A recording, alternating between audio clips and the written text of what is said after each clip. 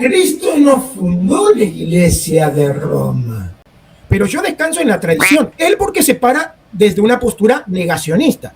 Yo me paro en una postura afirmativa. Entonces, por ende, yo prefiero creerle la tradición. Van a haber diferencias incluso en la propia tradición. Pero yo me apego a lo que en mayoría se ha creído.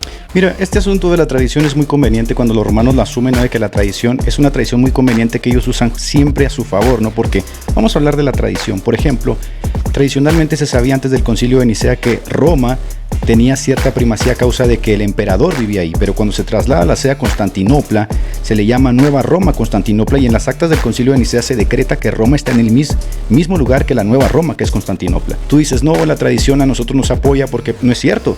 Tradicionalmente, antes de eso se celebraban concilios que repudiaban justamente la pretensión del obispo de Roma de que él debería gobernar sobre todas las áreas, ¿no? Y ahí está el Concilio de Cartago del 256, donde justamente Cipriano de Cartago, que gozaba de mucha más predilección que Esteban, que Cornelio y que los que estaban ahí en Roma, decretó que ninguno se podía llamar a sí mismo obispo de obispos. Entonces, si tú hablas de tradición, estás asumiendo una tradición muy conveniente, la tradición que a ti te es conveniente, ¿no? Porque si tú le preguntaras, por ejemplo, en el 256 a Cipriano si él estaba a favor de este episcopado monárquico de Roma, él te diría que no.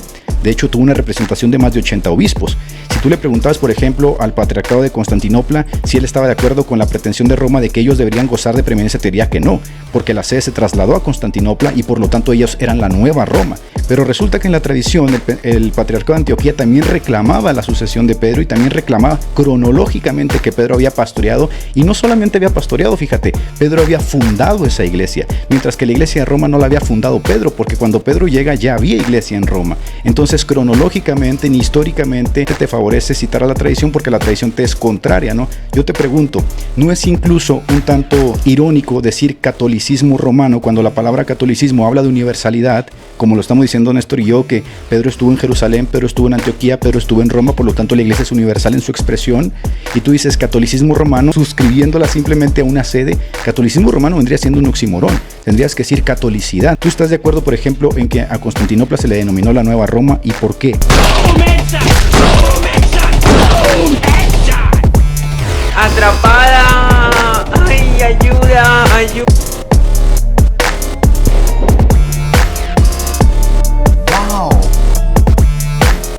Lo que pasa es que vos, a ver, de alguna manera vos ves la tradición como en fracciones.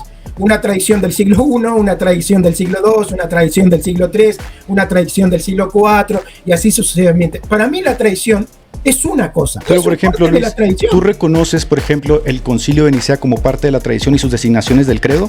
Claro. Bueno, entonces en el Concilio de Nicea, en el Acta Sexta, se reconoce justamente que Roma no goza de ninguna preeminencia sobre Constantinopla, y tú me estás diciendo que Roma es la iglesia que fundó Jesucristo. Claro. Entonces te contradices, porque aquí hay una tradición viva que es vinculante a todo el cristianismo, que dice que Roma no goza de una preeminencia que tú dices que sí gozó por a causa de que Cristo la fundó.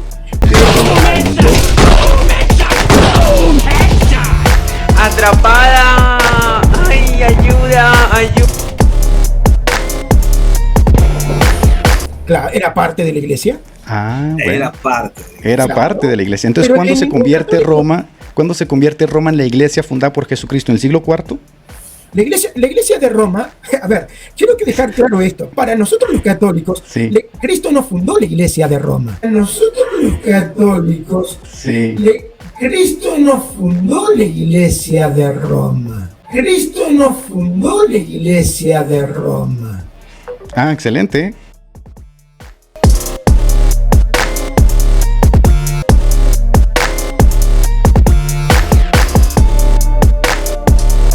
Porque la iglesia se fue moviendo.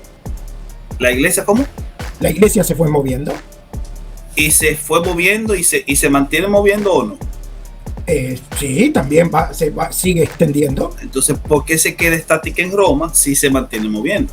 No, lo que se quedó estático en Roma fue una sede.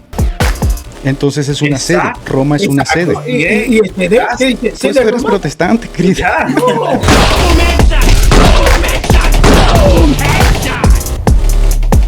Atrapada, ay, ayuda, ayuda. dices que la iglesia se fundó en Jerusalén. Ok, hay una contradicción, ¿no? Porque otro católico, por ejemplo, Max Roper, que aquí está en el chat, está diciendo que no, que en realidad la iglesia de Jesucristo es la que ha sido fundada en Roma. Pero bueno, no me voy a meter con Max, estamos contigo. El asunto aquí es que la tradición no te favorece, porque hasta el siglo III, en el concilio de Nicea, no había una preeminencia para Roma. En el siglo II, en el siglo III, en el concilio de Cartago, vinculante a todo el norte de África, no se reconocía la preeminencia del obispo monárquico de Roma. Tendrías que decir o reconocer que por lo menos hasta el siglo IV la iglesia de Roma no era la iglesia que fundó Jesucristo, y que del siglo IV en adelante, a causa de una tradición vivificante o que se va moviendo dinámica, la iglesia pasa a convertirse en la iglesia de Jesucristo. Cristo no fundó la iglesia de Roma. Cristo no fundó la iglesia de Roma. Cristo no fundó la iglesia de Roma.